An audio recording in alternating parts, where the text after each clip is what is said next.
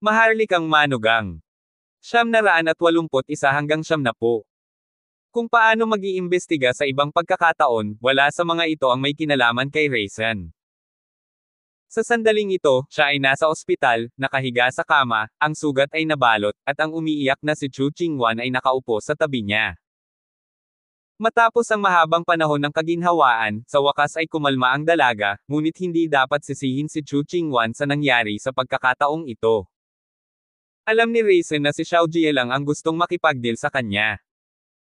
Pagkaraan ng 2 o 3 araw, kahit na maaalala pa rin ito ni Chu Chingwan paminsan-minsan, hindi na siya natatakot gaya ng dati. At nagsimula siyang mamuhay ng normal, ito rin ang ipinayo ni Raisin, kung hindi, gusto pa niyang bantayan si Raisin dito. Habang nakahiga dito ng ilang araw, walang alam si Raisin sa labas. Si Zhao Donglei ay nagdala ng mga prutas sa ospital upang makita siya. Pagkapasok niya sa pinto, ngumiti siya kay Raisin at sinabing, "It's really unexpected that you guys would be injured because of a woman." Si Raisin ay sumulyap sa kanya ng patagilid, kinuha si Zhao Donglei at dinala ito sa lahat ng oras, at kinagat ang mansanas. "Anong nangyari kay Chen Jie kamakailan?"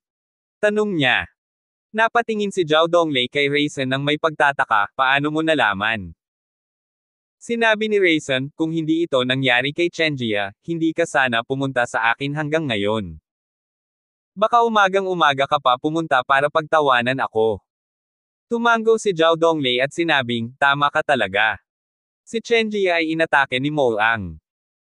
Nagulat din si Raisin, at nagtatakang sinabi, "Diretso talaga si Mo Ang sa 1,000 pamilya. Mukhang hindi ito naaayon sa kanilang plano, tama." Tila natakot din si Zhao Donglei, at sinabing, talagang hindi inaasahan, ngunit tila hindi lang ito iregalo kay Huang Taihao, kundi pati na rin ang babaeng Kelly. Ngunit ito ay nakakagulat pa rin. "Natatakot ako na sa pagkakataong ito ang balita ay mas mayayanig ang buong disyerto kaysa sa huling pagkakataon, ngunit ngayon ay hindi pa kumalat ang balita, kaya walang gumagalaw sa lugar ni Bricks. Ilang tao ang napuntahan nila. Ang bilang ng mga tao ay hindi gaanong, 100, ngunit lahat sila ay mahusay na mga manlalaro. Akala ko ay kasama rin ang 1,000 mukhang ahas at lobo, ngunit parang hindi ko nakita. Hindi ito walang kwenta, hanggat nasa Chen Jie pa rin si Zinon Chen, kahit gaano karaming tao ang pumunta doon, walang silbi." Nag-alinlangan si Raisin. Ngunit umiling si Zhao Donglei at sinabing, "Wala roon si Hiroken Chen." Tila may lumabas, at ang balitang ito ay tiyak na nailik ng isang taksil sa Chen Jie. Kaya si Mo Ang napili noong panahong iyon. Ito. Hindi na alam ni Raisin kung paano ipapahayag ang kanyang pagkagulat. Kung gayon ano ang nangyayari ngayon, ang mga bagay ba ay kinuha sa kanila? Ngumiti si Zhao Donglei at nagsabi, ngunit hindi inaasahan ng grupong ito ng mga tao na ang martial arts ni Zinon ay mas mataas kaysa sa inaasahan. Sa loob ng ilang round, sila ay napatay ng mag-isa niya, at si Mo Ang kahit ako ay hindi man lang nakita ang anino ni Emperor Taihao. Medyo nagulat si Raisin dito. Nakipag-away siya kay Zinon. Noong panahong iyon, hindi niya naisip ang kanyang kamangha-manghang lakas, ngunit ayon kay Zhao Donglei, dapat itago si Zinon, o gumagamit lang ito ng isang bagay laban sa langit. Ang pamamaraan ay pilit na magpapahusay sa lakas. And with such a big change as Hiroken, if it were external stimulation, baka hindi na niya mailigtas ang buhay niya ngayon. Ngunit ang mga ito ay natural na hindi malalaman ng mga tagalabas, tinatayang maging si Zhao Donglei ay dapat na hindi malinaw. Pagkatapos makipag-chat muli kay Zhao Dong, umalis siya. Ngunit inisip ni Raisin kung saan siya nag-iisa, at nagpa siya na tingnan ito para sa kanyang sarili. Pagkatapos ng lahat, umaasa sa mga salita ni Zhao Dong, tiyak na may ilang pagkakaiba sa aktwal na sitwasyon. Sa pag-iisip, tahimik siyang lumabas ng ospital. Ang unang lugar na pupuntahan ay natural na Chen Jie, at bago pumasok sa pinto, parang nakakaramdam siya ng pumatay. Ang epekto ng disyerto na lobo ay tila isang sakuna para kay Chen Jie. Sa pagdaan, nakita ng libu-libong tao ang kanilang mga sarili, ngunit hindi umiimik, nanatiling tahimik. Sa pagpapatuloy, makikita mo na ang ilang mga lugar ay nasira at ang ilang mga tao ay nag-aayos ng mga ito. Ang mga tao ng Chengia ay nagmamadali din, at walang oras upang tantyahin si Raisin. Sa oras na ito, nakita ni Raisin si Stephen na bahagyang nakarelax, at humakbang siya para pigilan siya. May gusto akong itanong sa'yo. Sabi ni Raisin. Kinailangan ni Stephen na huminto, at sinabi kay Raisin, mas mabuting sabihin ni Master Hunts ang isang mahabang kwento. Tumango si Raisin at agad na nagtanong, may problema ba sa Xenon Art? Nagulat din si Stephen. Hindi niya inaasahan na magtatanong ng ganoon si Raisin, ngunit malinaw pa rin siyang sumagot, Master Hunts, ang bagay na ito ay sekreto sa Chengia, hindi ako magandang sabihin sa iyo ng malinaw, ngunit sa palagay ko ay may nahulaan ka rin. At ang mga katotohanan ay pareho sa iyong nahulaan. At ngayon kailangan kong pumunta at sabihin kay Master Hunts, mas mabuting hindi na manatili sa Chengia nitong ilang araw. Pagkatapos magsalita ay nagmadali na naman siyang umalis. Napabuntong hininga si Raisin. Gaya ng inaasahan, pilit na pinapalakas ni Xenon ang kanyang lakas. Kahit nabuhay pa siya, wala naman sigurong pinagkaiba sa basura. Ngunit ayaw niyang maunawaan kung ano ang ibig sabihin ng huling pagkakatiwala ni Stephen. Ano kaya ang mangyayari sa Chen family nitong ilang araw? Saglit siyang nag-isip, tiningnan lang ito ng masama, at pagkatapos ay bumalik sa kanyang bakuran sa Chengia. Sa ikalawang araw, nakita ni Raisin ang dalawang pamilyar na figure. Sila talaga ang dalawang kapatid ng pamilya Chang. Ngunit ang mga tao mula sa Chengia ay dinala sila ng mabilis, at si Raisin ay hindi na nagkaroon ng oras upang umakyat at kumusta sa kanila. At dahil inimbitahan nila ang magkakapatid na pamilyang Chang, talagang delikado ito, at tinatayang maaaring namamatay si Xenon. Naghintay sila hanggang sa hapunan bago nila inayos ang dalawang kapatid na babae ng pamilyang Chang na pumunta at manatili sa bakuran kung saan naroon si Raisin. Kaya nang makita nila si Raisin doon sa pagpasok nila, pareho silang nagulat.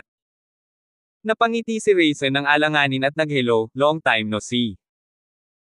Ngunit ang nagulat na ekspresyon ay agad na bumalik sa kawalang interes, hindi lamang si Ling, ngunit ginawa rin ni Falan, na parang hindi niya kilala si Raisin. Tahimik na nakatingin sa kanila si Raisin habang nilalampasan siya, at pagkatapos ay pumasok sa silid sa loob. Naturally, ito ang parehong silid na mayroon sila noon, ngunit nang makapasok sila, ang pinto ay sarado ng husto, at si Raisin na nakaupo sa looban ay maririnig ito ng napakalinaw. Alam din ni Raisin na ang mga kapatid na babae ng pamilyang Chang ay galit sa kanya, ngunit pagkatapos ng pag-iisip tungkol dito, hindi ako nagmamadaling humingi ng tawad. Ang taong mula sa pamilya ni Chen na nagdala sa dalawang kapatid na babae ay hindi alam kung ano ang nangyayari. Tumingin lang siya kay Raisin nang nagtataka. Ngumiti si Raisin at sinabing, hindi kita kailangan para sa mga bagay dito. Ako na ang bahala. Tumango ang lalaki at umalis na talaga. Pagkatapos ng mahigit isang oras na pag-upo sa courtyard, nag-isip si Raisin kung hahanapin muna si Ling o Falan, at sa wakas ay nagpa siya at naglakad patungo sa kwarto ni Ling. Kumatok siya sa pinto ng silid, ngunit walang tunog sa loob, at sumigaw si Raisin, ako ito. 982. Ngunit nang kumatok ang pinto, nahulaan ni Ling na siya iyon, kaya sinabi ni Raisin ang kanyang pagkakakilanlan at hindi niya hinayaang buksan ni Ling ang pinto. Nakatayo sa labas, si Raisin ay tila napaka-boring. Pagkaraan ng ilang sandali, hindi pa rin tumugon si Ling, maaari lamang siyang pumunta sa Falan upang subukang muli ang kanyang kapalaran. Kumatok din ako sa pinto, ngunit kumpara kay Ling, narinig ko ang isang tugon dito, sino? Naging masaya si Raisin at nagmamadaling sumagot, ako ito, Raisin. Sino si Raisin? I'm sorry, I don't know. Gabi na ngayon. Kung meron ka, bumalik ka bukas. Ngunit mula sa silid ay 1,000 milya ang layo. Alam kong hindi kita dapat lokohin, pero hindi ko mapigilan. Noon, hindi pa ako sigurado sa pagkatao mo. Kung laban sa akin, hindi ko alam kung paano mamatay. Ipinaliwanag ito ni Raisin. Pakiusap, huwag kang maingay dyan at istorbohin mo ako para makapagpahinga. Sabi ni Falan sa patag na tono. I apologize to you in person, buti sana kung papasukin mo ako. Kung ano ang gusto mong gawin sa akin, I promise you. Pagtalakay ni Raisin. Ngunit hindi na hinintay ni Fallon na matapos si Raisin, kung tatayo ka ulit sa harap ng pinto, may tatawagan ako. Malamig ang tono na may bahid ng galit, nararamdaman ito ni Raisin, at alam niyang walang silbi kung magpatuloy. Nakaupo sa tabi ng kama, narinig ni Fallon na walang ingay sa labas ng pinto, na parang umalis na talaga si Raisin, ngunit nakaramdam siya ng kaunting panghihinayang sa kanyang puso. Isipin mo na lang, at sa palagay ko hindi ko dapat bigyan ng magandang mukha si Raisin. Tumayo siya, sinusubukang lumapit para sa ilang kumpirmasyon. Ngunit may isa pang tinig sa labas ng pinto na nagsasabing, kung gayon, muli akong pupunta sa iyo bukas. Pagkatapos magsalita, may ilang bahagyang paalis na mga yabag, at pagkatapos ay walang tunog ng mahabang panahon. Nakatayo roon si Fallon, iniisip kung ngayon lang ba siya masyadong hindi nakikiramay, ngunit agad na umiling. Siya ang walang pakiramdam na kapwa, ito ang nararapat sa kanya, mabangis na naisip ni Fallon sa kanyang puso. Pagkatapos ay naglakad ako papunta sa pinto at gusto kong tingnan, ngunit hindi ko lang alam kung gusto kong makita si Raisin. Dahan-daang bumukas ang pinto, at sa pagitan ng siwang, wala talagang pigire. Wala ring laman ang mesang bato sa looban. Si Raisin ay maaaring bumalik sa kanyang silid. Nakahinga si Fallon. Naisip niya na kung biglang sumulpot ngayon si Raisin, tiyak na hahampasin niya ito ng martilyo upang maibsan ang kanyang puot, kahit na wala siyang martilyo sa kanyang kamay. Pero habang iniisip ko iyon, bigla kong naramdaman na bumukas papasok ang pinto sa kamay ko. Natarante siya at nagmamadaling tingnan, nakita niya si Raisin na tahimik na nakatayo mula sa sulok na may nakangiting mukha. Alam kong hindi mo ako makakalimutan. Pamilyar pa rin sa kanya ang boses ni Raisin, ngunit pilit niyang inilalagay ang ugali na galit na ngayon, na para bang hindi niya magawang magpanggap dahil nalaman niyang nananaliksik siya. She had no choice but to sullen her face and said, "Sino ang nakakaalala sa iyo, lumabas lang ako para huminga." Ngumiti si Raisin at sinabing, "Okay." Pagkatapos, binuksan niya ng buo ang pinto at nakita ang mga bagahe ni Fallon na nakatabi. Sabi niya, "Hindi mo ako hihintayin sa lahat ng oras. Ni hindi mo pa nabubuksan ang bagahe mo." Lumingon din si Fallon sa likod, at lumabas na ang malite ay nakatayo doon, at masasabi mong sa isang sulyap ay hindi ito naging pasibo. Totoo rin ang mga katotohanan. Mula nang dumating si Fallon sa bakuran at makita si Raisin, iniisip niya kung ano ang gagawin niya kung pupuntahan siya ni Raisin, kung dapat ba siyang magsalita ng normal o magsalita ng malamig, ngunit noong una ay akala niya ay dadaan kaagad si Raisin, ngunit natigilan siya. Matapos maghintay ng kalahating oras, wala pa rin si Raisin. Ngayong natuklasan ang sikretong ito, si Fallon ay nahihilo sa kahihiyan at isang layer ng pula sa kanyang mga pisngi. Hindi ko binuksan ang malite at wala itong kinalaman sa iyo, sabi niya. Hindi na kailangang makipagtalo ni Raisin, ngunit dahil kausap pa rin siya ni Fallon, kalahati na ito nang natapos. Mahina niyang sinabi kay Fallon, "Pumunta tayo sa bakuran at tahimik na pag-usapan kung ito ba ay mabuti o hindi. Humihingi ako ng tawad sa iyo. Sasabihin ko sa iyo ang gusto mong malaman. Hanggat hindi ka magagalit sa akin." Ang maliit na komedya na ngayon lang ay tila natakpan ng kahinahunan ni Raisin, hindi alam ni Fallon kung ano ang naiisip niya sa isang business trip, kaya tumango siya sa paraang makamulto. Pagkatapos ay sinundan niya ang nakangiting si Raisin sa mesang bato sa looban. Eto, nakaupo na rin sila kanina. Let's go? Anong gusto mong sabihin sa akin? Don't think I forgive you, I just give you a chance to explain. Umupo si Fallon sa stool ng walang pag-iingat, at sinabi kay Raisin ng hindi sinasadya. Tumawa si Raisin habang nakatingin sa kanya, agad na nagtanong si Fallon, "Anong miningiti-ngiti mo, sino ang nakangiti sa iyo?" Ngunit habang naging ganito siya, mas gustong tumawa ni Raisin. Nang matapos siyang magsalita, direktang tumawa si Raisin. "Hoy, kung nandito ka, babalik ako." Galit na sabi niya. Agad na huminto si Raisin, inamin ang kanyang pagkakamali at sinabing, "Hindi na ako ngumingiti." Pero na-suffocate pa rin ang mukha niya, at natagalan talaga bago ito matiis. Nanood si Fallon mula sa gilid at nagkaroon pa ng gana na umakyat at kumagit, ngunit kahit na hindi niya ito kinagat, hindi niya ito pinakawalan. Iniunat niya ang kanyang kamay sa kanyang hita. Pinaikot-ikot ng husto. Napasigaw si Raisin sa sakit, hayaan mo. Masakit. Pagkaraan ng ilang sandali, niluwagan ni Fallen ang kanyang kamay, at sinabi ni Raisin, talagang hindi ka malambot. Ngayon lang, halos mapunit mo ang isang piraso ng aking karne. Binigyan siya ni Fallen ng isang puting tingin at sinabing, it deserves it, sino ang gumawa sa iyo na hindi kumilos ng tama? Ngunit pagkatapos, nakaramdam muli ng pagkabalisa si Fallen, at sinabing, masakit ba talaga? O lalagyan kita ng ointment? Tiningnan siya ni Raisin ng malambot na puso, kahit na masakit talaga, hindi niya ito sasabihin. Hindi na masakit. Bamulong siya, iniisip ko lang na kung hindi mo ako papansinin, mas masakit sa akin kaysa sa anumang parusa. Medyo nahihiyang ibinaling ni Fallen ang kanyang ulo, at galit na sinabi, ang tagal mo nang hindi pumunta para makita kami, pero ngayon sinisisi mo kami sa pagbangon, hindi ka ba nagi-guilty? Humingi ng tawad si Raisin, alam kong mali ako, ngunit sa oras na iyon ay bigla kang umalis. Akala ko ay ayaw mo akong makita, kaya ako. Tumingin si Fallen kay Raisin, at tinitigin din siya ni Raisin.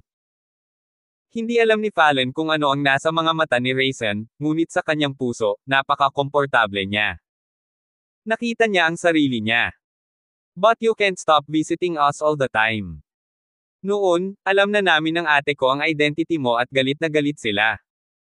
Ang tagal mong itinago sa amin, hindi ba kami magagalit? Bahagyang galit na sabi ni Fallen. Ngunit pagkatapos ng pagsasalita, siya ay medyo nagkasala muli, ngunit noong bumalik kami sa maliit na patio at naisip ang mga bagay na ginawa mo, ganito pa rin ang pakikitungo namin sa iyo, tila mali, ngunit nais kong hanapin ka at hindi ko alam kung saan ka pupunta, kahit ako hindi ko alam kung nasaan ka. Dahan daw ang hinailan ni Raisin ang nakababang buhok ni Fallen at masuyong tumingin sa kanya. 983. Kasalanan ko kung hindi kita pinuntahan. Huwag mong sisihin ang sarili mo. Masasaktan din ako kapag nakita kong sinisisi mo ang sarili mo. Nang marinig ang mga salita ni Raisin, tinikom ni Fallen ang kanyang bibig, sinusubukang takasan ang mga mata ni Raisin, ngunit ang mainit na mga mata ay tila tumama sa ilalim ng kanyang puso, na nagpainit dito. Ngunit si Raisin ay nasa harapan niya, at nag-aatubili siyang lumingon muli, at palihim na sinulyapan ito ng sinasadya o hindi sinasadya. Ang mga dahon ng saging sa looban ay dahan-daang nagpapaypay sa simoy ng hangin, at walang ingay mula sa kagubatan ng kawayan sa labas ng bakuran. Ang gabi ay tila tahimik, palihim na umaakyat sa maliwanag na buwan sa kalangitan, nagwiwisik ng liwanag na parang tubig. Parang bumalik sa umpisa ang mga tao sa bakuran, nagkukwentuhan ng mga nakakatawang kwento pagkatapos nilang maghiwalay. Ano ang tungkol sa iyong kapatid na babae? Tanong ni Raisin, iniisip na hindi siya pinansin ni Ling. Tumawa si Fallen, alam niyang si Ling ang unang taong hinahanap ni Raisin. Hindi siya nagseselo sa kahit ano, ngunit alam niya kung bakit si Raisin ay nakasara ng pinto. Hindi ka sinisisi ng kapatid ko, pero alam mo rin naman na payat talaga ang kapatid ko. Kung naisipan niyang kausapin ka ng mag-isa, malamang ay sobrang nakakahiya sa puso niya. Kaya imbes na hindi ka makita, hinihintay ka suyuan mo ako ng mabuti, kung kakausapin mo siya mamaya, mas magiging komportable siya. Napaisip ako, mukhang tama si Fallen. Since I can go with the flow, hindi ako masyadong nag-aalala. Ang pagpupulong kay Ling ay kinaumagahan. Nang magising siya ng maaga, nakita niya si Raisin na nag-eehersisyo sa bakuran. Gusto niyang bumalik muli, ngunit nakita na siya ni Raisin. Umaga. Binati siya ni Raisin. Walang pagpipilian si Ling kundi magsabi ng isang bagay ng maaga kay Raisin. Noong una, ayaw niyang mag-isa si Raisin, ngunit pagkatapos mag-isip tungkol dito, naglakad pa rin siya papunta sa gilid ni Raisin, medyo tahimik. Si Raisin ay hindi nagmamadali, naghihintay lamang na tingnan siya. After a while, she slowly said, actually, kagabi, hindi ko sinasadya, basta. Alam ko na mula kay Fallen na natural na hindi hahayaan ni Raisin na ipaliwanag muli ni Ling ang nakakahiyang dahilan, at pinutol siya at sinabing, okay lang, hanggat hindi mo ako iniinis, masaya pa rin ako. Tumingin si Ling kay Raisin, na may ngiti sa kanyang walang pakialam na mukha. Siya at si Fallon ay kambal, ngunit ang ngiti ni Ling ay ganap na naiiba sa kay Fallon. Ang malabong ngiti ay parang yelo na natutunaw sa mahabang panahon, na hindi madaling makita, ngunit alam niyang nakangiti ito. Sa ngiti, ang lahat ng mga hadlang ay natunaw. Hindi nagtagal ay bumangon din si Fallon. Nang makita si Raisin, tila alam na niya ang nangyari, at sinabi niya na may makitid na ngiti, nakausap mo ang iyong kapatid na babae. Ano ang nararamdaman mo? Natigilan din si Raisin, ilang ordinaryong pag-uusap lang, ano ang mararamdaman ko? Sinulyapan siya ni Fallon at sinabing, nakakainip na tao. Hindi alam ni Raisin kung bakit siya papagalitin, pero may mga bagay na gusto kong itanong kagabi, pero dahil sa haka-haka, medyo nakalimutan ko. Ngayon kapag iniisip ko ito, nagtanong siya, narito ang iyong mga kapatid na babae upang bigyan ng doktor si Hirookan, kumusta na siya ngayon? Nagtataka si Fallon kay Raisin, at sinabing, bakit, curious ka rin ba tungkol kay Chenjie? Magtanong ka lang. Kung hindi mo masabi, kalimutan mo na. Napangiti si Fallon at sinabing, hindi naman sa hindi ko masabi, pero wala talaga. Hindi mo ba ito mahuhulaan? Sinabi ni Raisin sa kanyang pag-iisip, talagang mamamatay na siya. Seryoso ba talaga ito? Sinabi ni Fallon, maaaring mas seryoso ito kaysa sa iniisip mo. Nang makita namin siya, kalahating hininga na lang ang natitira sa kanya. Kung hindi lang ipagpatuloy ng kanyang kapatid na babae ang kanyang buhay, marahil ay gumagawa na si Chenjie ng mga libing. Namangha ako sa puso ko. Mayroon akong ilang mga haka-haka, ngunit hindi ko alam na magiging gayon. Kung talagang namatay si Hirookan dahil dito, ito ay talagang isang masamang bagay para sa desyerto. Kung iisipin, natutulala ako na ang isang pamilyang kasing laki ng 1,000 pamilya ay talagang mahuhulog sa puntong ito. Maraming mga bagay, makabago at makabago, ang pinag-uusapan, at ito ay talagang magiging usapan lamang ng mga susunod na henerasyon. Nang marinig ang aming pag-uusap, galit na sinabi ni Ling, huwag na kayong magsalita. Ito ay isang pagtagas ng privacy ng pasyente. Para sa doktor, ito ay bawal. Naiintindihan ko ang kahulugan ni Ling, ngunit walang pakialam na sinabi ni Fallon, siya iyon, masasabi pa ba niya ang sinabi natin? Makinig, mapait na ngumiti si Raisin, ngunit ang pagiging mapagkakatiwalaan ay nagpapagaan pa rin sa pakiramdam ni Raisin. Tinantya rin ni Ling na ito ang ideyang ito, ngunit talagang hindi niya ito pinabulaanan. Hindi alam ni Raisin kung paano magpapasalamat sa dalawang kapatid na babae sa labis na pagtitiwala sa kanya. Saglit na nag-isip si Raisin at sinabi sa dalawang magkapatid na babae, kung talagang hindi na makakaligtas si Zenon, mas mabuting umalis ka rito ng maaga. Kapag namatay si Zenon, tiyak na magugulo si Chenjie. Kung mananatili ka rito, maaari kang mahuli. Paglaganap. Nagsimulang mag-isip ng seryoso si Ling ngayon. Ngunit hindi kami aalis hanggat hindi siya namamatay. Dahan-dahan niyang sinabi kay Raisin. Tumingin si Raisin sa kanya nang may pagtataka, at naguguluhan na nagtanong, bakit? Napakadelikado nito.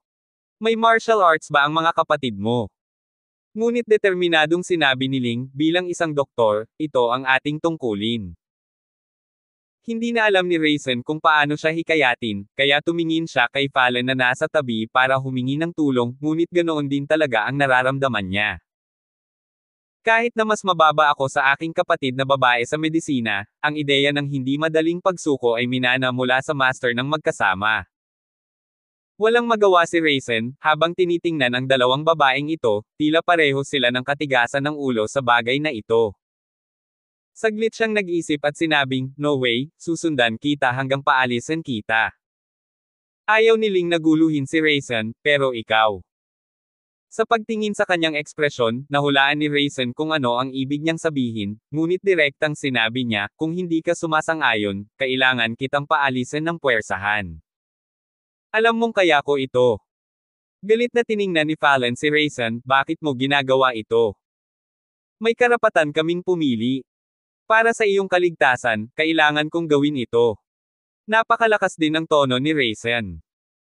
Tila gusto pa ring tumanggi ni Fallon, ngunit sa ilalim ng mga mata ni Raisin, bumulong siya at walang sinabi.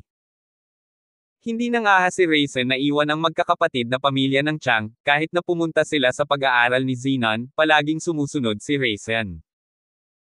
Noong una, gusto ni Chenjie na pigilan ito, ngunit sa kahilingan ng dalawang kapatid na babae ni Ling, natural na pabayaan lang nila ito.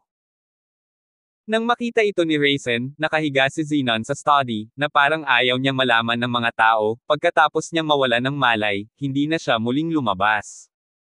May ilan pang miyembro ng pamilya sa silid. Bilang karagdagan sa pamilyar na Hiroken Chen at Stephanie Raisin, mayroon ding isang matandang lalaki na may kulay abo at balbas. 984. Ngunit walang nagpakilala sa kanya, at hindi alam ni Raisin ang kanyang pangalan. Ayon sa ugali ng magkapatid na Chang, hindi sila pinayagang manood habang ginagamot. Sinulyapan ng mga tao ng pamilya Chen ang Hiroken na nakahiga sa kama, at pagkatapos ay isa-isang lumabas ng silid. Si Raisin ay maaari ding seryosong tumingin sa Hiroken sa oras na ito. Nakapikit ang kanyang mga mata, mapatla ang mukha, at tuyong labi na walang bahid ng dugo sa mga oras na ito. Kung hindi dahil sa mabagal na paglutang ng kanyang dibdib, hindi kalabisan na isipin na patay na siya. Bagamat nalaman na ang katotohanan ito, nakakagulat pa rin kapag nakakita ako ng totoong tao. Anong nangyari sa kanya? Tanong ni Raisin. Sinabi ni Fallon mula sa gilid, nawawala ang sigla. Bagamat tila siya ay isang lalaki lamang sa kanyang mga 40, ngunit ang katawan sa loob ay isang naghihingalong matandang lalaki. Ang magagawa na lang natin ngayon ay ibitin ang kanyang buhay. Kapag ang kanyang tungkulin ay tuluyang nawala, hindi na talaga maibabalik. Napatingin ako sa kanya na may halong buntong hininga na para bang ngayon ko lang siya nakilala. I heard from thousands of people say that he seems to be caused by some martial arts, but there is such a terrifying martial arts. Tanong ni Fallon habang dinidisimpekta ang mga gintong karayom. Kahit hindi ko alam, pero nahulaan ko, tumango ako. Upang harapin ang ilang mga taong nasira sa libu-libong pamilya, sa pilitang pinalaki niya ang kanyang lakas. Tinatayang ito ang kasunod ng ganoong uri ng ehersisyo. Paliwanag ni Raisin. Well, tulad ng sa iyo, ang iyong katawan ay hindi komportable sa mga ehersisyo, tama? Sa katunayan, ito ay medyo magkatulad, ngunit hindi ito magiging labis na kapangahasan para ang buong buhay, kung hindi, maaaring matagal na akong namatay. Nang matapos ang magkakapatid na pamilya Chang, ang libu-libong tao ay naghihintay na sa labas, ngunit ilang salita lang ang sinabi nila, at lahat sila ay naghiwa-hiwalay. Ang magkapatid na babae at si Ling ay naglalakad pabalik, si Stephen ay humabol mula sa likuran, si Raisin ay huminto, hinayaan si Ling na maghintay sa kanya dito, at siya at si Stephen ay naglakad patungo sa isang lugar kung saan makikita nila sila. Anong meron? Walang masyadong alam si Raisin tungkol kay Stephen, ngunit sa kanyang ginawa, alam ni Raisin na siya ay isang napaka-ambisyosong tao. Ngayon ay nahanap na niya si Raisin, natural dahil sa mga gawain ni Zenon. Kung ang Chen family ay bumagsak, tiyak na gusto niyang hatiin ang isang bagay mula dito, ngunit alam ni Raisin na siya ay isang anak lamang ng Chen family. Kahit na may mga ideya siya, hindi ito madali.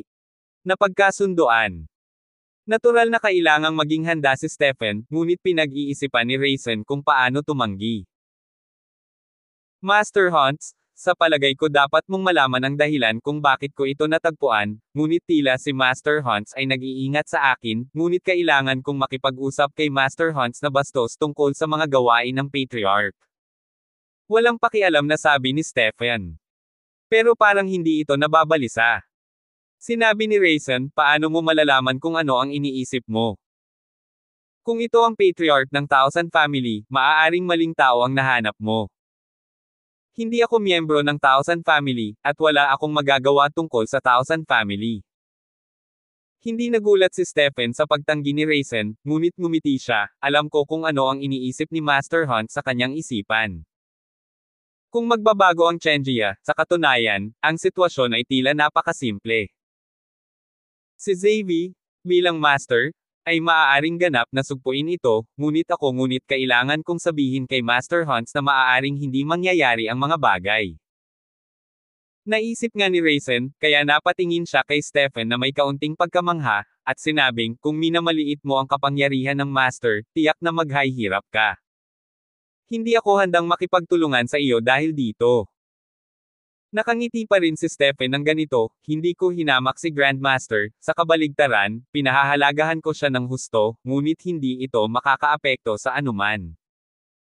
Kahit para kay Chenjia, ang pinakamagandang bagay para kay Xavier ay hindi gumawa ng anumang paggalaw.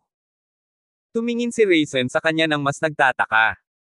Sinabi ni Stephen, ang Thousand Family ay malayong mas komplikado kaysa sa naisip ni Master Hunts. At batay sa aking pagkaunawa kay Zenon Chen, tiyak na hindi siya isang napakahusay na patriarch, siya ay isang tao lamang, malungkot na walang kahit isang kaibigan.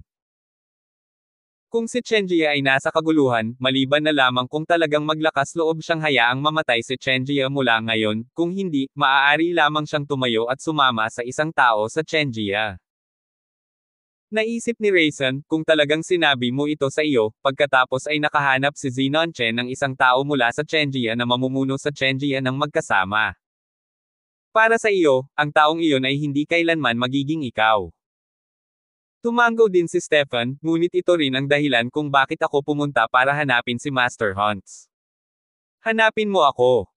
Parang hindi rin kita matutulungan.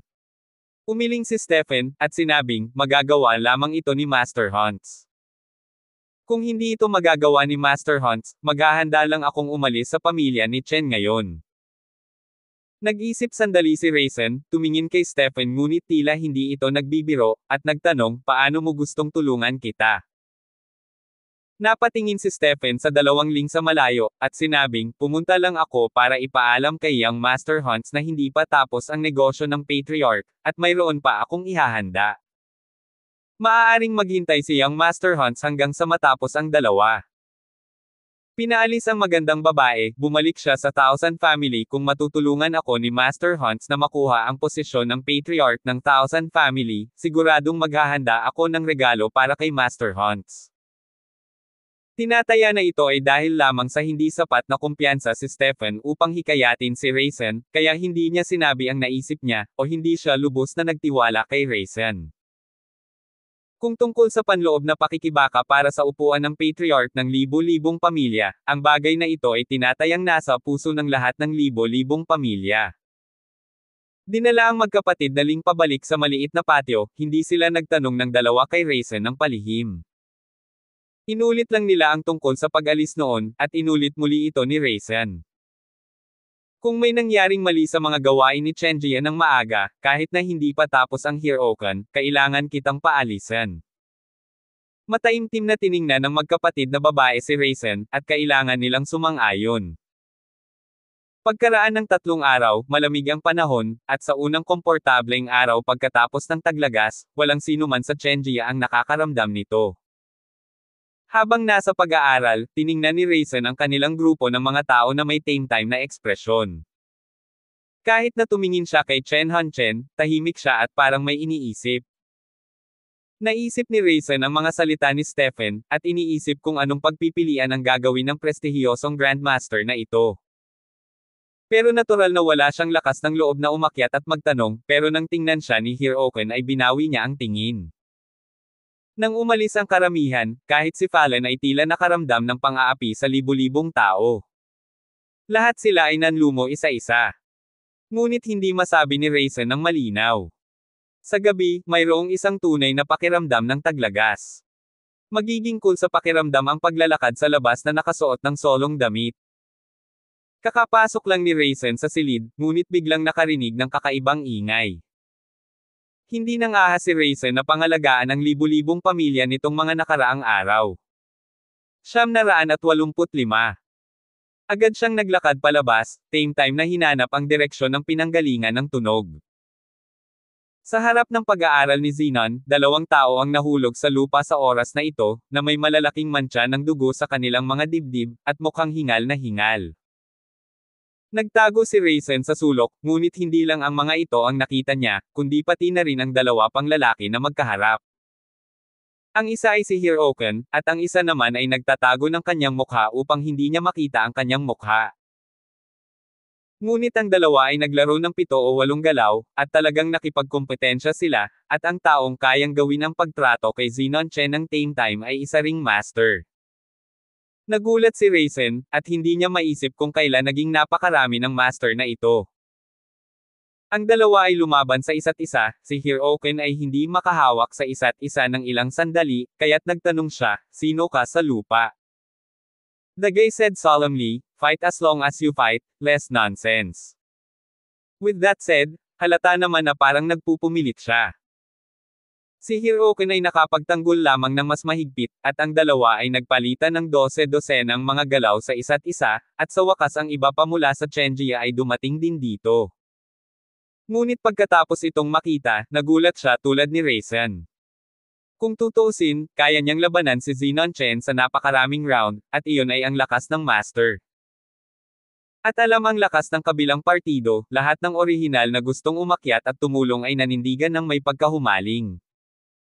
Ang kanilang lakas ay maaaring kinaladkad si Hero Chen Chen sa kabaligtaran. Napansin din ng lalaking nakaitim na parami ng parami ang mga pamilyang nagtitipon dito, at alam niyang hindi niya mahawakan si Hiroken saglit, kaya agad niyang binuksan si Hiroken. Sinabi niya sa lahat sa malamig na boses, "Mga anak ng libong pamilya, babalik ako at kukunin ang ulo ng matandang magnanakaw mula sa Xenon." Nang marinig ito, natural niyang naunawaan na gusto niyang tumakas, agad na sumigaw si Hiroken, dahil narito siya, ililigtas niya ang kanyang buhay. Pagkatapos magsalita, dumagundong ang palad niya, at lumipad siya na parang kidlat. Ngunit natural na hindi kinuha ng kabilang partido ang kamay ni Hiroken, at sa malamig na mata, tumalikod ito at mabilis na umatras. Si Xenon Chen ay magagalitin at natural na hindi matitiis ang mga provokasyon. Tatakbo siya kapag nakita siya, at pagkatapos ay aabutan niya. Pero may sumigaw, "Tito, hindi mo kayang habulin." Tumigil noon si Xavier at lumingon sa likod at nalaman na ang taong nagsasalita ay si Stefan. Hindi na niya kailangang itanong kung bakit. Sa sandaling paalalahanan siya ni Stefan, agad niyang naunawaan na ang pinakamahalagang bagay sa oras na ito ay ang Hiroken. Tiningnan ni Raisin si Stefan na may ilang pagdududa, ngunit hindi niya akalain na si Stefan ay magiging napakabait at nagmamalasakit sa buhay at kamatayan ni Xenon. Ngunit sa ilang sandali, hindi niya maintindihan kung bakit niya ito ginawa. Bumalik si Hero Chen sa mga tao, ngunit isa-isa lang silang nilampasan, at pagkatapos ay pumasok sa study nang walang sinasabi. Hindi madaling sundan ang mga tao sa labas. Nakatayo lang sila doon at naghintay. Maya-maya, nag-walk out si Hiroken. Ang kanyang mukha ay madilim at ang kanyang mga mata ay malamig, at muli siyang tumingin sa libu-libong tao sa kanyang mga mata. Sternly, "Gusto mo ng 1,000 pamilya, kaya kung ibigay sa iyo, ngunit ang lahat ng ito ay dapat maghintay hanggang sa kamatayan ng iyong kapatid. Kung siya ay buhay pa sa isang araw, kung maglakas loob kang lumipat, huwag mo akong sisihin." Hindi pinapansin ang mga kapatid sa pamilya. Natural, para sa mga makakaintindi ang sinabi niya, pero parang walang masyadong pakialam ang lahat. Marahil ay hindi nila naisip ang gawin ito noon pa man. Pagkaraan ng ilang sandali, naghiwa-hiwalay ang lahat, at naghintay din si Raisin hanggang sa umalis ang lahat at bumalik sa looban. Dahil umalis sa Thousand House ang nakaitim na damit at nakamaskara, napunta siya sa isang rural na bahay sa labas ng bansa. Parang walang nakatira dito pero bakante. Gusto niyang pumunta sa isang lugar kung saan nagtatrabaho ang kanyang pamilya. Naka-cross-leg siya, magulo ang kanyang hininga, at pakiramdam niya ay nagkaroon siya ng malubhang pinsala. Nakaupo ngayon doon, ang kanyang mukha ay mapatla, at kailangan niyang takpan ang kanyang dibdib, kinuha ang bote ng porselana mula sa kanyang bulsa, pagkatapos ay nagbuhos ng isang tableta, at kinain ito. Ini-import. Ngunit ito ay bahagyang gumaan, tahimik pa rin siyang nakaupo, hinahayaan ang kanyang paghinga na kumalma. Pagkaraan ng hindi malamang tagal ng panahon, may kumatok sa pinto ng farmhouse kung saan walang bisita. Iminulat ng lalaki ang kanyang mga mata at bahagyang kumunat ang noo, hinihintay ang pagkatok sa pinto na mawala ng mag-isa. Pero parang maya-maya, tumigil ang lalaki sa labas ng pinto nang makitang walang nagbubukas ng pinto. Akala ng lalaki ay aalis ng ganito ang kabilang partido, ngunit hindi niya inaasahan na dahan-daang mahuhulog ng mag-isa ang seradere ng pinto, at saka binuksan ang pinto. Nang makita ang eksenang ito, natural na natakot ang lalaki, ngunit ang kanyang pisikal na pinsala ay masyadong malubha. Sa lakas ng kalaban, siguradong imposibleng makatakas siya. Sa pag-iisip nito, naging open-minded siya at tahimik na naghintay sa hitsura ng kabilang partido. Nang bumukas ang pinto at umupo sa gitna ng bulwagan, natural niyang nakita ang mukha ng kalaban sa isang sulyap, ngunit nagulat din siya, Snow Wolf. Hinaplos ng Snow Wolf ang kulay abong balbas, tumingin sa lalaking nakaupo sa bulwagan, at lumakad papunta sa kanya na may ngiti sa kanyang mukha, na tila nakilala ang ibang tao, na parang isang matandang kaibigan ang nagsabi, huwag kang pumunta rito nang wala. Ano bang problema? Ang lalaking nakaitim ay malamig na tumingin sa Snow Wolf, ngunit tila hindi tinatrato ang isang kaibigan, ang malamig na liwanag mula sa kanyang mga mata ay tila higit na parang isang kaaway. Nakangiting sabi ni Zulang, ganito pa rin ang sama ng loob, napakatagal na, hindi ba dapat matagal ko nang nakalimutan? Ito ay madaling sabihin, ngunit ito ay mas malupit sa pandinig ng lalaking nakaitim na damit. Matigas niyang sinabi, kung pupunta ka upang patayin ako, gawin mo na, ngunit kung gusto mong kalimutan ko ang mga magagandang bagay na ginawa mo, sasabihin ko sa iyo, ito ay ganap na imposible. Nang makita ang mga asul na ugat sa kanyang noo, alam ni Shwelang na ang taong ito ay hindi malulutas ng isa o dalawang pangungusap lamang. Bumantong hininga siya at sinabing, kalimutan mo na ito, pagkatapos ay kamuhian mo ito. Gayunpaman, sa ganang akin, ito ay isa pang kaaway. Bukod dito, ikaw ay higit pa sa iyong napupuot sa akin. Kaagad na muling sinabi ni Zulang, naparito lang ako ngayon at ayaw kitang patayin. Ang iyong buhay ay mahalaga pa rin sa aking mga kamay.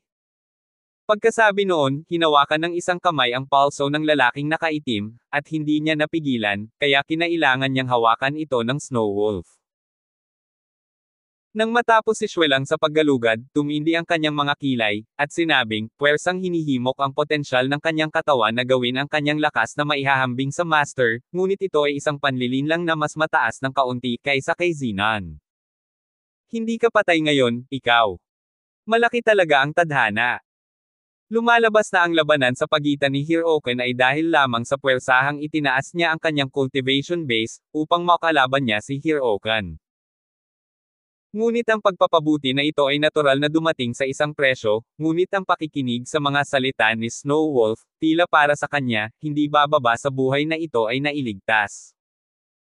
Ngunit para kay Shwelang, tinalikuran niya ito at sumangot ng malamig, hindi ko kailangan na mag-alala ka sa aking mga gawain. Kahit patay na ito, wala itong kinalaman sa iyo. Si Snow Wolf ay hindi nagalit sa kabaligtaran, ngunit mahinahong sinabi, gusto ko lang iligtas ang iyong buhay. Dahil kaya kitang iligtas 20 taon na ang nakalipas, natural na walang imposibleng iligtas ka muli ngayon. The man in black had an expression of disgust, 20 years ago, you were only because of that woman. 986. Tila may binanggit siyang taong nagpalungkot kay Shwelang. Natahimik siya, at pinigilan pa ang paggalaw sa kanyang mga kamay. Pagkaraan ng ilang sandali, sinabi ni Zulang sa mahinang boses, I'm really sorry for her. Ang lalaking nakaitim ay tila hindi inaasahan na ang Snow Wolf ay yuyuko ang kanyang ulo at aaminin ang kanyang pagkakamali, ngunit siya ay natigilan. Hindi masabi ang ilang bagay na gusto niyang sabihin. Sa labas ng farmhouse, gabi na, pero gabing walang liwanag ang buwan. Lumabas ng silid ang Snow Wolf at tumayo sa labas, kung saan naghihintay ang babaeng may mukha. Iwan mo muna ang taong ito dito, hintayin mo munang gumaling ang sugat niya, at pagkatapos ay bawiin mo. Napakahina ng boses ng Snow Wolf, at kahit ang babaeng nagtakip sa mukha niya ay ramdam na ramdam niya ang pagbabago-bago ng puso niya. Oo. Pero may mga bagay siyang alam na hinding-hindi niya itatanong, kaya mahina lang siyang tumugon. Lumingon si Zulang, at umalis nang walang sinasabi. Sa ikalawang araw, wala pa ring magandang araw. Makulimlim ang panahon. Hindi ko nakita ang araw nang ako'y bumangon ng maaga, ngunit maangin, na nagpalamig sa mainit pa ring mga araw. Isang bisita mula sa hinaharap ang dumating sa patio kung saan nakatira si Raisin. Medyo na-curious siya habang pinapanood si Chen Hanchen na naglalakad mag-isa. Nandito ako para makita si Dr. Chang. Nang hindi naghihintay na magtanong si Raisin, aktibong sinabi ni Zinon Chen. Sa oras na ito, nag-walk out din si Ling, nakita si Hiroken, napakalinaw ng mukha nito. Tumango si Hiroken kay Ling at sinabing, maaari bang makipag-usap sa akin si Miss Ling mag-isa? Nag-isip sandali si Ling at tumingin kay Raisin, ikaw. Nag-aalala pa rin si Raisin sa kaligtasan ni Ling, ngunit alam niya na kung gagawin ito ni Hero Chen, maaaring makatakas siya, ngunit ang dalawang babaeng nasa harapan niya ay hindi na makakaligtas. Medyo walang magawa, ngunit ang tanging nagagawa niya ay tumango at tumabi, ngunit ang nasa puso niya ay hindi gustong malayo, nakatayo sa pintuan ni Fallen at nakatingin doon. Anong ginagawa mo dito? Curious na tanong ni Fallen nang makita niya si Raisin. Itinuro ni Raisin ang direksyon ni Ling at hindi nagsalita. Hinahanap ng lalaking iyon si ate. Anong ginagawa mo? Hulaan ni Raisin, nahanap niya si Ling para sa negosyo ni Zinon, at sa palagay ko ang sitwasyon ni Zinon, dapat niyang malaman na hindi siya makakaligtas, natural na imposibleng hilingin kay Ling na magsabi ng isang bagay para iligtas siya. Mga uri ng salita. Umupo rin si Fallen sa tabi ni Raisin, kumukurap ang kanyang mga mata, at nagtaka, ano pa ang magagawa ko? Doktor lang ang kapatid ko. Kung hindi ako hihingi ng tulong, ayaw kong lumabas ang kapatid ko at pumatay ng tao. Siguro totoo, baka si Zinon ang pumatay. Sabi ni Raisin na may bahagyang ngiti. Ito. Hindi. Nagbibiro lang ako. Bahagyang ibinuka ni Fallen ang kanyang bibig, hindi makapaniwala. Walang sinabi si Raisin. Natural na imposible para kay Raisin na isipin na sinabi lang iyon ni Zinon Chen sa napakaraming libong miyembro ng pamilya, ngunit tumalikod upang hayaan si Ling na pumatay ng mga tao, na talagang hindi makatwiran. Nagsalita siya ng may mukha, ngunit pagkatapos mag-isip tungkol dito, sinabi niya kay Ling, Miss Ling, nasaan ang kapatid ko? Naisip din ni Ling na narito siya upang makiusap sa kanyang sarili na iligtas ang buhay ni Zinon, ngunit ang bawat isa ay may sariling buhay, at siya ay hindi isang Diyos, kaya't sinabi niya ng may kaunting panghihinayang, natural na gagawin natin ang ating makakaya, ngunit ang lahat ay nakasalalay sa kanya. Umiling si Hero Chen at sinabing, alam ko kung ano ang nangyari sa aking kapatid, at nagpapasalamat din ako kay Miss Ling sa pag-aalaga sa akin, kaya sa wakas ay kinaladkad nito ang buhay ng aking kapatid.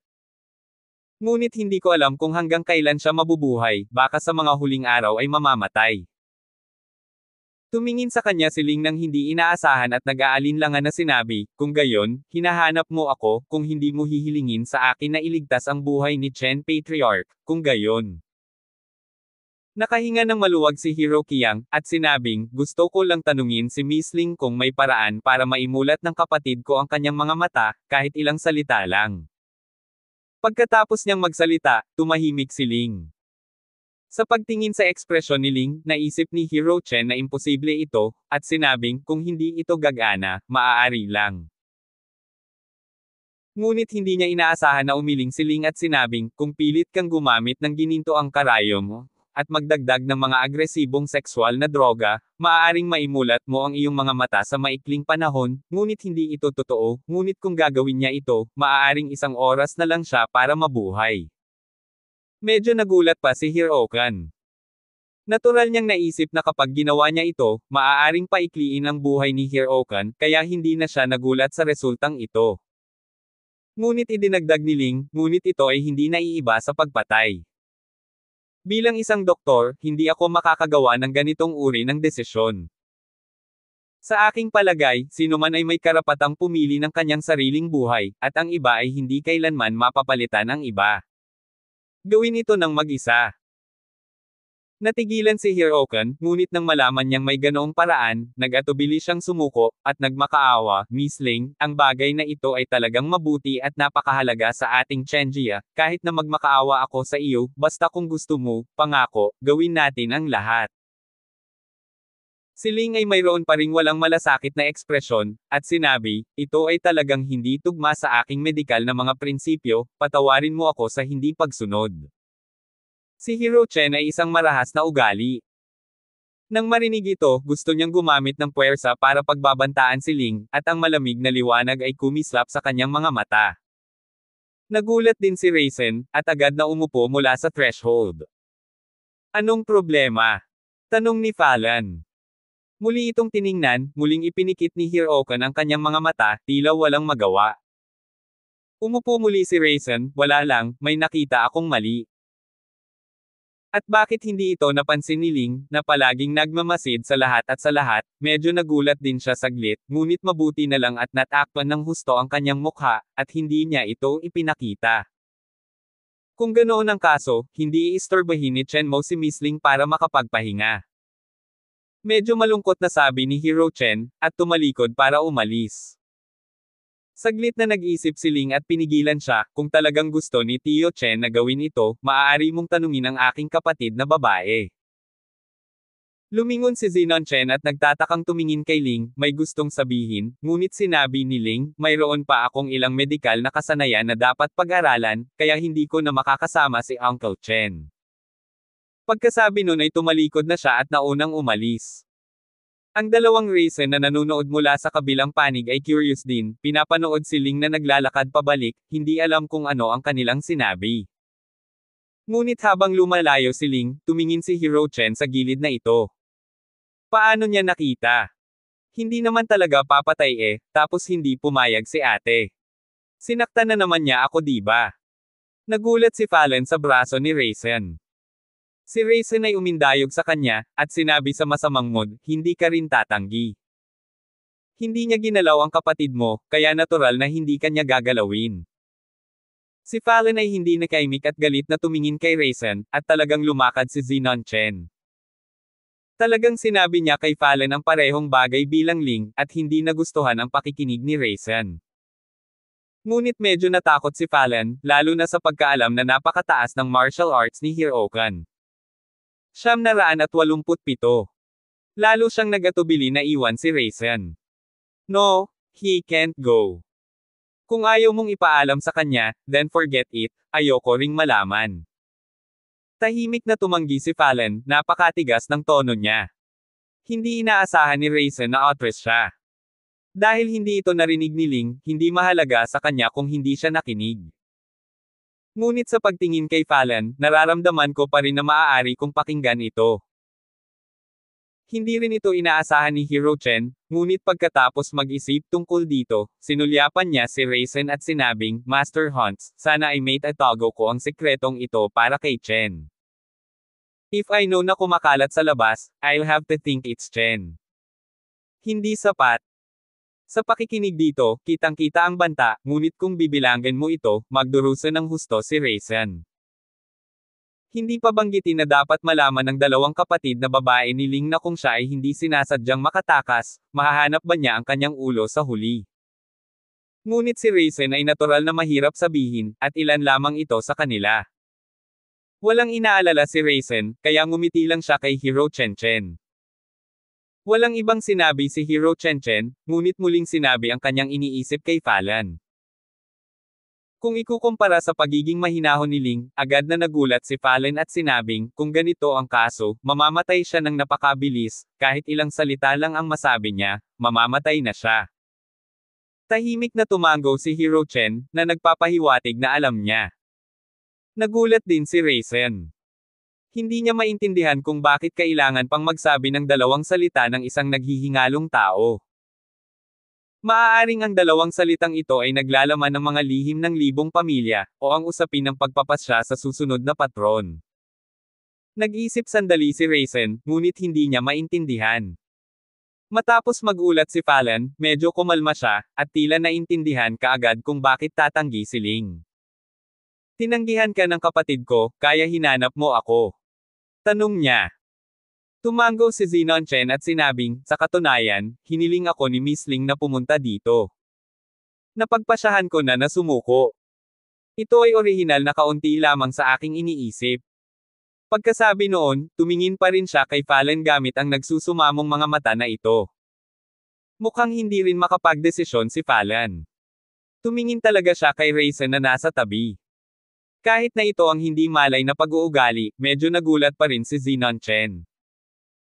Gayunpaman, ang pagpipiliang ito ay hindi makakagawa ng desisyon para kay Raisin, kung ano ang iniisip mo, gawin mo. Sa tingin ko kahit na tumanggi ka, walang sasabihin si Senior Chen. Ang mga salitang ito ay medyo ikinainis ni Hirookan. Hindi ba ito nakikipag-ugnayan kay Fallon na tumanggi, ngunit tumingin sa kanya si Fallon, at maaari lamang siyang magpanggap na ngumiti at sinabing, totoo ito, ngunit umaasa pa rin ako na maaari kang sumang-ayon. Pagbaba, ang aking pamilya ay lubos na magpapasalamat. Matagal na nag-isip si Fallon bago dahan-dahang sinabi, maaari kong subukan ito, ngunit hindi ko magagarantiya kung magtatagumpay ito o hindi. Sinubukan ko lang ito dahil sa iyong kahilingan. Sa wakas ay lumuwag ang masikip na kalamnan sa mukha ni Hirookan. Bagamat may posibilidad na mabaigo, naramdaman niyang kahit ganoon ay tiyak na hindi siya masisisi ng kanyang kapatid. Pagkatapos ay nagpasalamat siya kay Fallon ng ilang salita bago tuluyang umalis. Bakit ka pumayag, wala ka bang ganitong etika sa medisina? Pabirong sabi ni Raisin. Si Fallon ay sumulyap sa kanya at galit na sinabi, ang aking kapatid na babae ay sumusunod sa mga paniniwala ng master, ang ilan sa atin ay dapat sumunod dito, ngunit ang aking kapatid na babae ay talagang alam na ang prinsipyong ito ay hindi makatwiran, at hindi niya ito maaaring tanggihan, kaya kailangan niya akong payagan. Gawin ito, at ito ay isang bagay na makakatulong sa mga tao, hindi ba dapat kong gawin ito?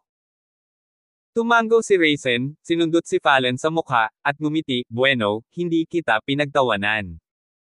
Ang isang mabait na babaeng tulad mo ay kayamanan na ngayon. Binigyan pa rin siya ni Fallon ng karaingan. Ang paghahanda para sa Hirookan acupuncture ay naganap din sa parehong araw.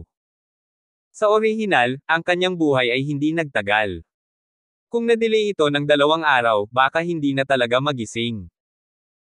Mabilis na naihatid ang mga gamot na inihanda, at walang magiging problema sa mga mapagkukunang pinansyal ng libu-libong pamilya. Nang lumapit si Xavier upang ipaalam kay Fallon, lumabas si Ling at sinabi kay Fallon, tandaan na huwag maiinip kapag naglalagay ng karayom. Kung matindi ang pag-agos ng dugo, maaari mong subukang makita ito sa byway.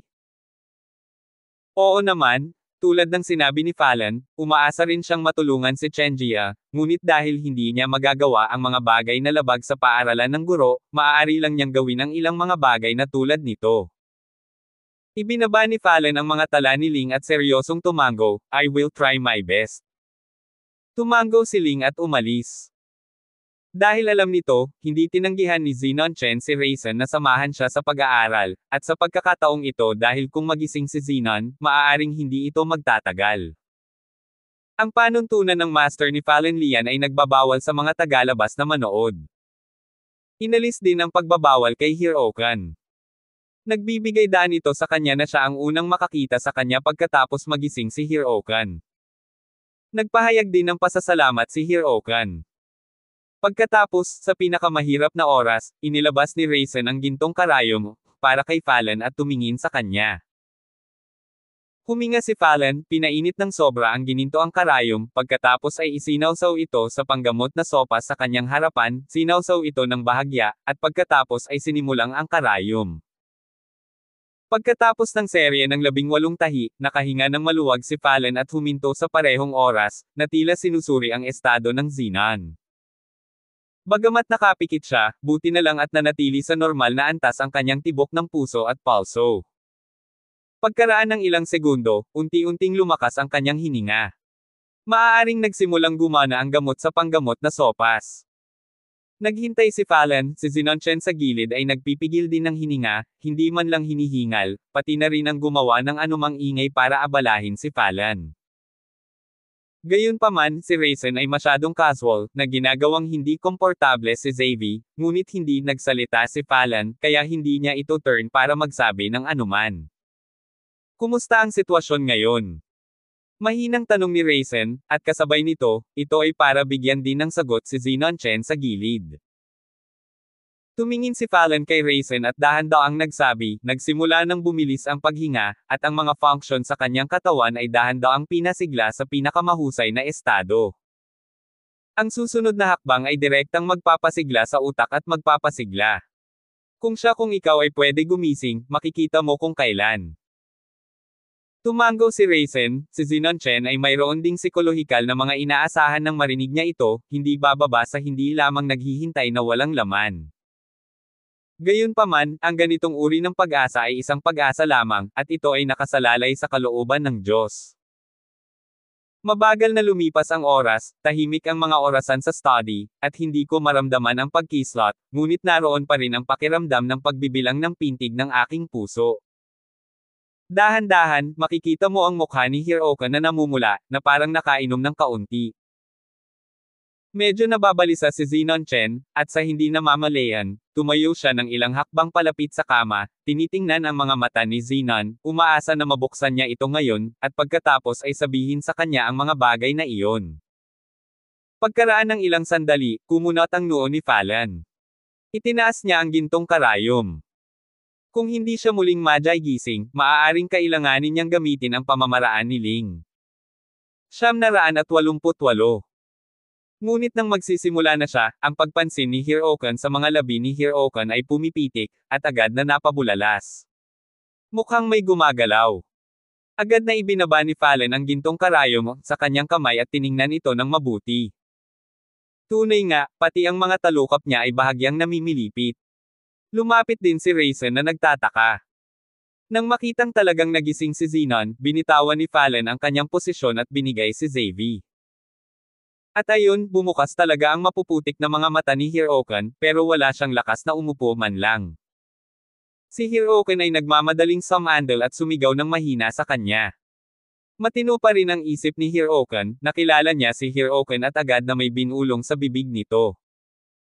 Ngunit masyadong banayad ang boses, kinailangan ni Hirokan na ay lapit ang kanyang tenga sa kanyang bibig. Para kay Raisin, natural na wala silang marinig.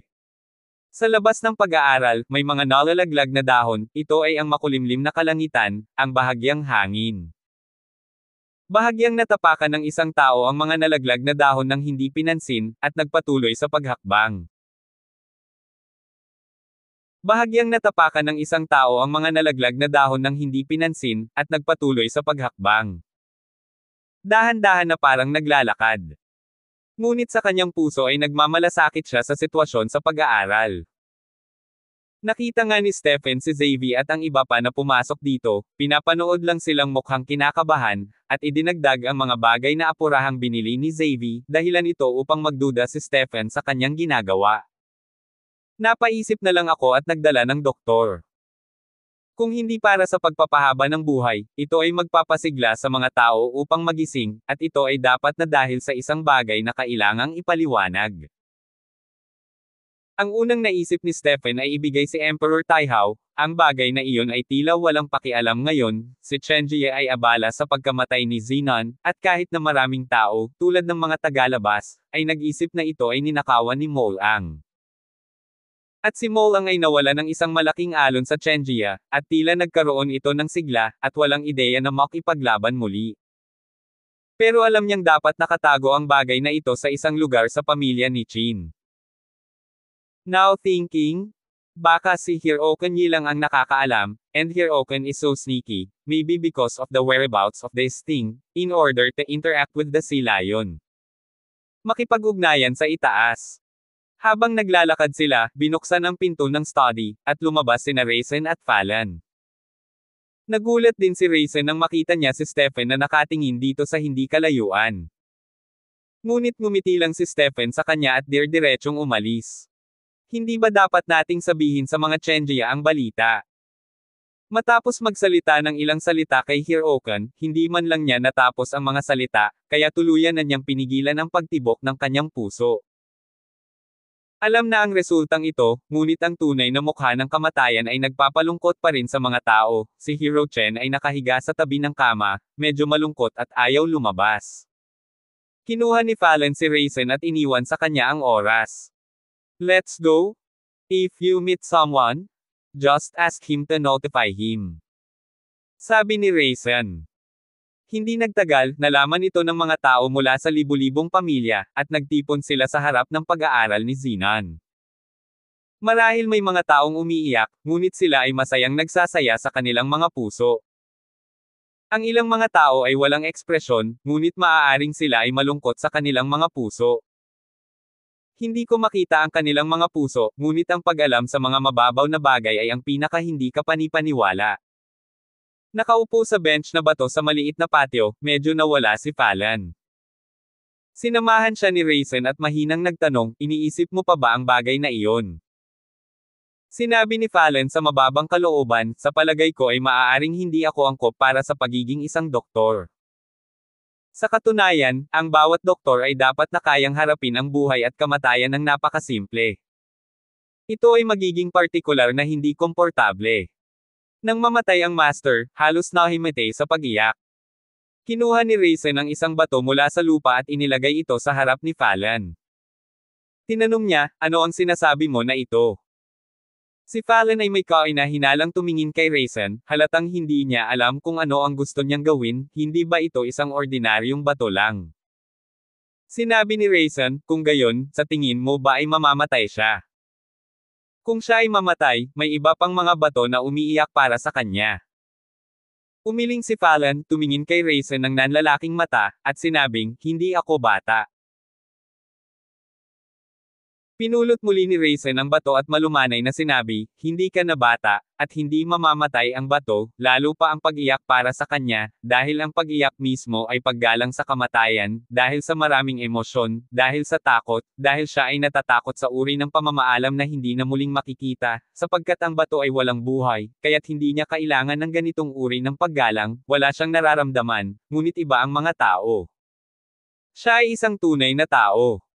Siya ay may damdamin at nakakaunawa.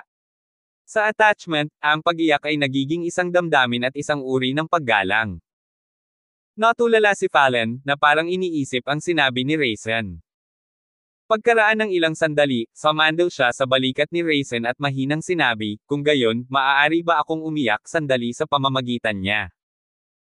Hindi inaasahan ni Raisin na magtatanong siya ng ganito, ngunit ito ay obligasyon ng isang lalaki, at natural na hindi siya tatanggi. Si Ling, na nagtatago sa sulok at hindi lumabas, ay narinig ang kanyang sinabi. Parang may chord din siya sa puso niya, pero hindi niya masabi. Hindi nagtagal ay ginanap ang libing ni Chen. Maraming tao ang dumating, ngunit ang kanilang isip ay nagbago ng malaki.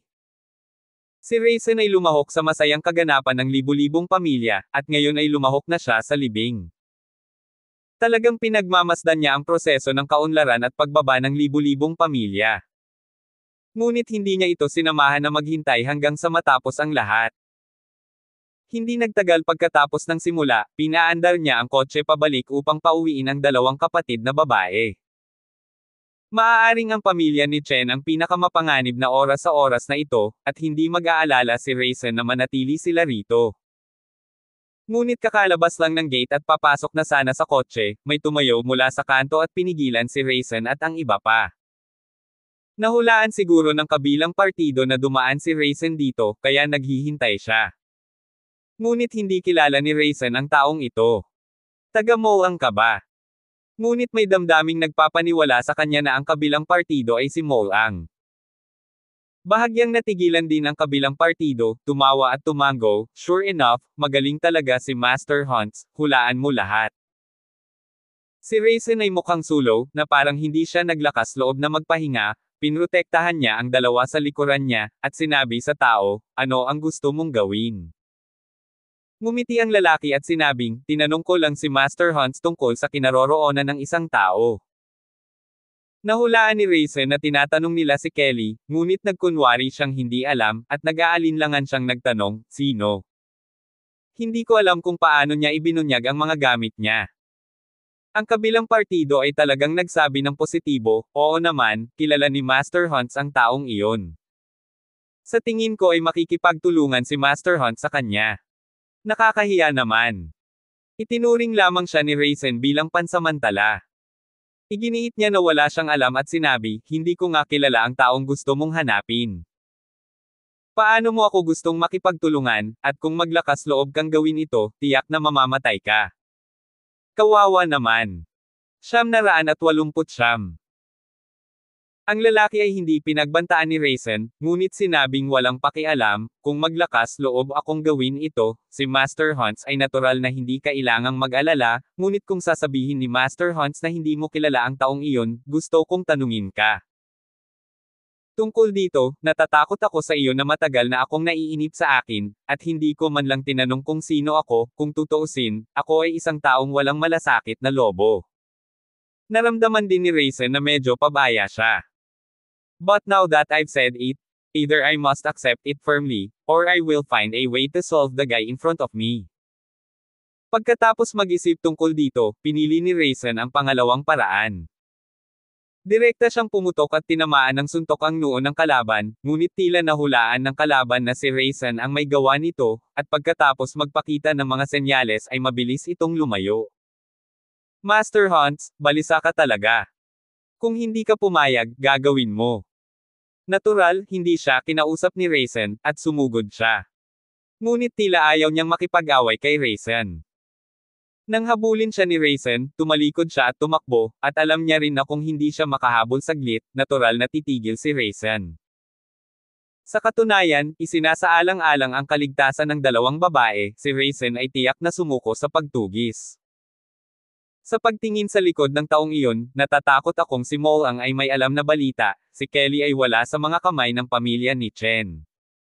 Ngunit ito rin ay medyo hindi tumpak. Ang mga tao ay nasa kamay pa rin ng 1,000 pamilya, ngunit hindi ito nangangahulugan ng 1,000 pamilya.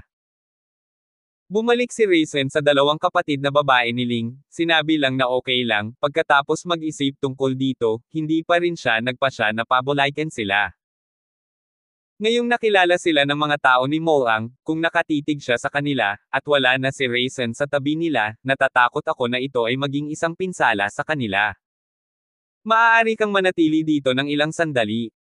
Nag-isip sandali si Raisin at seryosong sinabi sa kanila. Saglit na natigilan si Fallon, ngunit hindi niya maintindihan, tila may nahulaan si Ling habang nakikinig sa usapan ngayon. Pero hindi siya nagreklamo, tumango lang siya at sinabing, "We listen to you." Ang tiwala kay Raisin ay natural na nagmumula sa nakaraang relasyon. Hindi pa rin maintindihan ni Fallon, ngunit hindi niya akalain na magkakaroon ng anumang problema kay Raisin. Pagkatapos bumalik sa maliit na patio at ilagay ang mga ito sa lugar, agad na hinanap ni Raisin si Stefan. Sinabi niya sa kanya ang tungkol sa bagay na hindi pa matagal na ang nakalipas, at nagtanong, kamusta na ang babae ngayon? Hinala nila na ang mga tao ay nasa aking mga kamay. Kung wala silang malalaman, tiyak na mananatili sila sa akin. Si Stephen ay nakasuot pa rin ng anak na pagsunod, at nagtanong si Raisin. Sandali rin siyang nanahimik bago sinabing, nakalagay ako sa isang apartment sa labas, at may magbabantay sa kanya. Curious na tanong ni Raisin, kung gayon, ano ang gusto mong gawin sa babaeng ito? Kung wala itong silbi, maaari mo siyang patayin para maging mas malabo ang mga bagay. Isang direksyon. Sinabi ni Stefan, patayin, natural na hindi ko ito basta-basta papatayin ng ganito. Gaya ng sinabi mo, kailangan kong hayaan silang magpalit ng direksyon. Sa araw na iyon, ang Jiaodong, ang human capital city na kanilang nakontak, ay magkakaroon ng kanilang paningin. Dadalhin sa ibang lugar. Nagulat si Raisin, tumingin kay Stefan na may pag-aalinlangan, at sinabing, lalabas ba siya? Dahil detoxified siya, hindi man lang siya nang ahas na ipakita ang kanyang mukha, ngunit natatakot siyang matarget ng mga taong Mo-Wolf. Ngayon siya gumawa ng inisyatiba upang hayaan siyang lumapit siya. Ngumiti si Stephen at nagsabi, kung sasabihin mo sa kanya ang kinaroroonan ni Gift Emperor Taihao, hindi ko alam kung papayag siya. Tumingin si Raisin kay Stephen ng mas may kainahinala, at sinabing, alam mo ang kinaroroonan ni Emperor Gift Emperor Taihao. Umiling si Stephen at sinabing, natural, hindi ko alam, ngunit hindi ba dapat may makaalam nito? Natigilan pa rin si Raisin saglit, ngunit pagkatapos ay naisip niya ang sinabi ni Zenon sa tenga ni Xavi, marahil ay may sekreto kay Emperador Taihao doon. At ang ibig sabihin ni Stephen ay ang ilan sa kanila ay pumasok sa pag-aaral ni Zenon noong araw na iyon, na parang sinasaksak pa rin nila si Raisin nang hindi sinasabi ang bagay na iyon. Hindi naramdaman ni Raisin na kailangan niya itong kausapin. Ngunit pagbalik sa mga gawain ni Kelly, kung talagang may ibibigay na balita kay Huang Taihao, tiyak na handang makipagsapalaran si Zhao Donglei para sa kanya. Ngunit ito ay isa pang problema. Pero yung taong yun ay si Hirokan, gusto mong makakuha ng balita sa kanya, parang imposible. Tumango din si Stephen bilang pagsang-ayon, ngunit ngumiti siya ng malalim, kung gusto mong sabihin kay Zhao Donglei ang totoong balita, kailangan mo talagang kunin ito mula kay Zinanken. Ang posibilidad na ito ay halos zero, ngunit kung sasabihin mo sa kanya ito ay isang posibilidad lamang, maaari pumunta siya para imbestigahan ang posibilidad na ito. May kaina-hinalang tanong ni Raisin, isang posibilidad. Ano iyon? Si Stephen ay tahimik at hindi sumagot. Binigyan lang niya ng address si Raisin at sinabing, nasa lugar na ito ang babaeng iyon. Kapag nahanap mo si Zhao Dong, maaari kang dumaan para makita ko siya. Kung willing siyang makipagtulungan sa akin, bigyan niya ako ng mensahe. Gaya ng sinabi niya, bumalik siya sa pangkat ng libong-libing ng pamilya, at pinalitan ito ng isang mahabaging ekspresyon. Tiningnan ni Raisin ang address at hindi alam kung gusto niyang pumunta, ngunit sa pag-iisip tungkol sa sinabi ni Stephen, naintindihan niya ang ibig niyang sabihin. Para sa kapakanan ni Sister Ling at para hindi na siya maistorbo pa, kailangan siyang hanapin ni Zhao Donglei. Hapon na ng ikalawang araw para makita si Zhao Donglei. Naka-sweatshirt siya na may hood, nakasuot ng hood sa ulo, at nakamaskara, dahil lang sa takot na makilala siya ng iba, pero kahit na walang nakakakilala sa kanya, marami pa rin siyang nakukuha. Tumitig. Kilalang kilala siya ni Raisin, at pinigilan siya nang lumakad siya. Saan ka mukhang pupunta? Nang may hamarang sa kanya, tumangala din si Zhao Donglei at nakitang si Raisin iyon. Medyo gaman ito. Paano ka nakarating? Nandito ako para hanapin ka lalo. Nagtaka si Zhao Donglei, lumapit ka sa akin. Bakit? Hindi ko ba sinabi sa iyo? Hindi ko ito ginamit para hanapin ako kamakailan, ngunit natatakot akong matuklasan ng mga taga-Molang. Tahimik na sinabi ni Raisin, may balita tungkol sa pagbibigay kay Huang Taihao. Nagulat si Zhao Donglei, talaga. Paano lumabas ang balitang ito? Nang sabihin niya iyon, tumingin siya kay Raisin na may kaina-hinala, hindi ka nagsisinungaling sa akin. Sinabi ni Raisin, kung hindi ka naniniwala, pagkatapos ay kalimutan mo ito, gayon paman, narito lang ako upang ipaalam sa iyo. Nagmamadaling hinikayat ni Zhao Donglei, kuya, nagbibiro ako, medyo nag-iingat lang ako sa kung ano ang balita.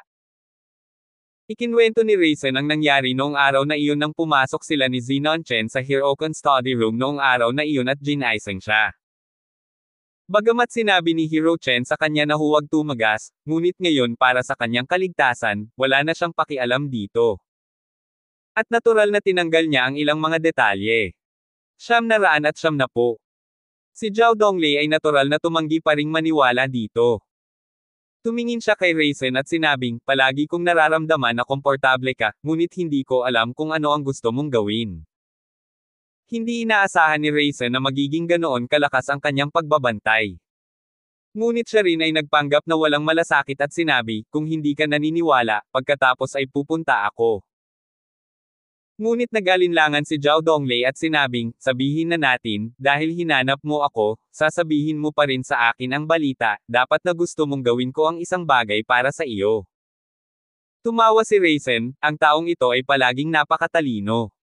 Kaya kinuwento niya ang paghahanap sa kanya ni Molang. Tulungan mo akong magpalabas ng hangin at sabihing nasa iyong mga kamay si Kelly. Agad na tumalon si Zhao Donglei nang marinig niya ito, at buong tapang na tumanggi, paano ito posible? Hindi mo ako pinapatay. Ang Molang ay pawang malulupit at malupit na lalaki. Hinikayat ka ni Raisin, natural, hindi kita lalakoin ng ganito. Sa loob ng ilang araw, kung ayaw pa ring pumayag ng Kelly na iyon, susuko na si Stephen. Pagkatapos ay papatayin niya itong muli. Nahanap na ni Molang ang bangkay. Hindi pa rin ito pinaniwalaan ni Zhao Donglei, at sinabing, hindi pa rin ito gumagana. Hayaan mong ipagpalit ko ang aking buhay sa isang hindi tiyak na balita. Ito ay hindi katumbas ng halaga. Sinabi ni Raisin, maaari mong tanungin ang mga tao ng Chenjia. Kung talagang alam mo ang balita tungkol kay Emperor Taihao, bukod sa amin, sino pa ang nakakaalam? Kung hindi ka naniniwala sa akin, pagkatapos ay maaari ka lamang pumunta sa Zinan. Mahinhin, ay dun hindi mo akalain na makukuha mo ang balitang ito mula sa kanya sa iyong buhay. Muling nag-alinlangan si Zhao Donglei. Pumunta siya sa Lanshi at natagpuan si Chen Jia.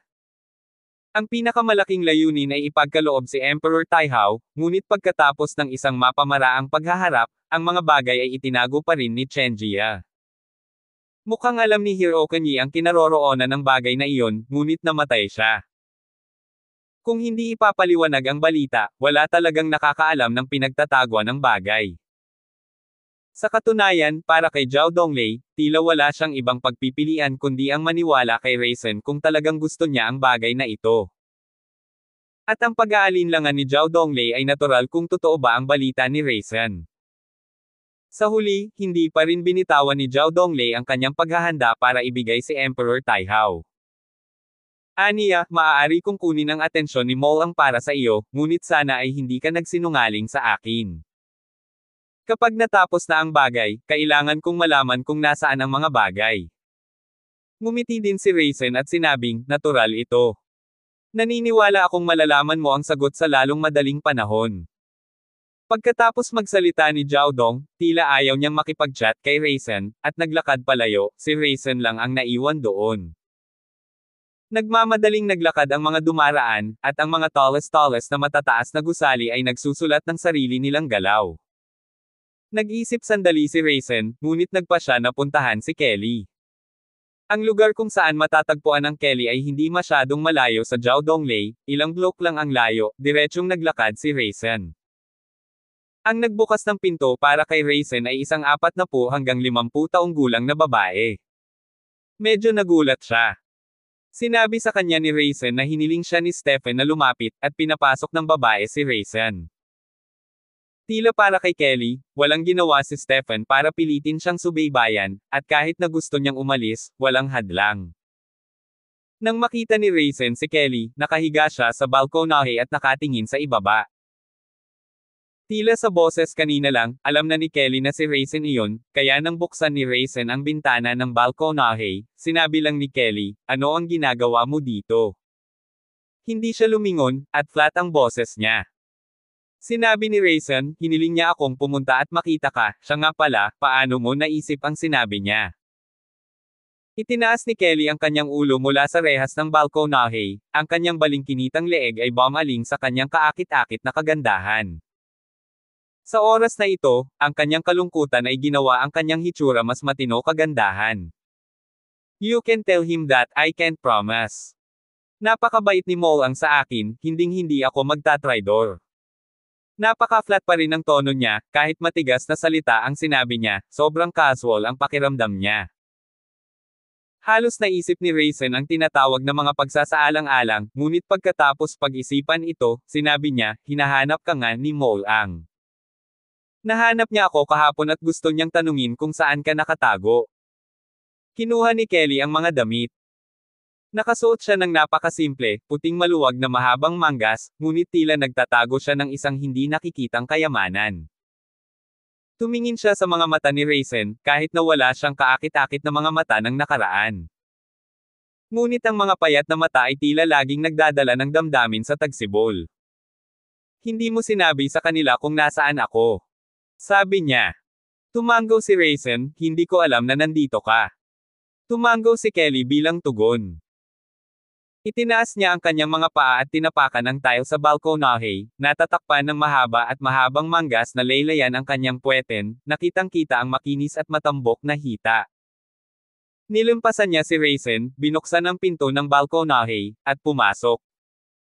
Nag-isip sandali si Raisin at sinabi sa kanya, kung hindi ka pumayag, maaari kang mamatay. Walang pakialam na tumango si Kelly, tumalikod kay Raisin at sinabing, alam ko, ngunit hindi ako natatakot. Lumabas ang tiyahin na naglilinis, si Raisin lang ang naiwan. Kinuha ni Kelly ang isang purple black grape mula sa fruit bowl sa mesa at kinain ito. Dapat ay maaari kang pumunta ngayon, at sasabihin ko sa iyo ang aking sagot. Pagkatapos kumain, tumingin ulit siya kay Raisin. Si Raisin ay medyo natarante at hindi sumagot. Napangiti si Kelly, posible bang gusto mo akong patayin ngayon? Umiling si Raisin at naglakad pabalik mula sa balkonahe nang hindi siya tinitingnan muli. Hindi na talaga niya kailangang manatili dito. Ang malalambot na paa ni Kelly ay tumuntong sa lupa, ang makinis na ibabaw ng porselana ay sumasalamin sa kanyang mga payat na binti, at malumanay siyang naglakad ng 2 hakbang, nang walang narinig na anumang tunog. Nagmamadaling tumalikod si Raisin at tinitigan siyang mabuti. Ngunit tinusok ng hintuturo ang kanyang balikat na parang matalim na punyal. Nagulat si Raisin, hinaila ang kanyang palad, at umatras. Gusto mo bang mamatay? Nabutas ang balikat, hindi man malalim, umagos ang dugo, nabasa ang lahat ng damit sa balikat. Si Kelly ay tila nakikipaglaro kay Raisin, at ngumiti ng mahina. Baka ba nawala ng laman ang utak mo ni Go, sobrang lakas. Nagmura si Raisin habang nakatingin kay Kelly na hindi maipaliwanag ang reaksyon. Umayo si Kelly at sinabing, gusto ko lang humingi ng kamatayan, ngunit naisip ko na kung magpapakamatay ako, ito ay magiging masyadong boring. Kung ito ang kaso, maaari ko ring dalhin ang isa pang tao pababa, sa Huangquan Road. May kasama. Nagsisi si Raisin na nangako siya kay Stephen na lalapit. Umatras siya ng isang hakbang at naglakad si Kelly. Tila hindi nagmamadali si Kelly, ngunit dahan-daang tinutokso ang kanyang biktima, kahit na para sa kanya, kahit na palayain si Raisin ngayon, hindi mahalaga. Ang orasan ng pendulum sa sala ay tumama sa buong oras sa oras na ito, at parang isang kampana ang tumutunog. Ngunit nang matapos ang kampana, biglang tumawa si Kelly. Gusto kong makipag-deal sa iyo. Salamat po at sinamahan ninyo ako, ingat lagi mga master.